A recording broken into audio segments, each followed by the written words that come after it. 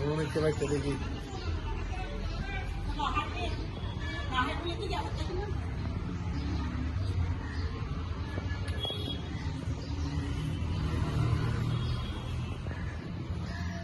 হাসিলে হাত দিব বেশি লাগতো না আর একবার দিলে আর ঢুকে যাবো আসো আসো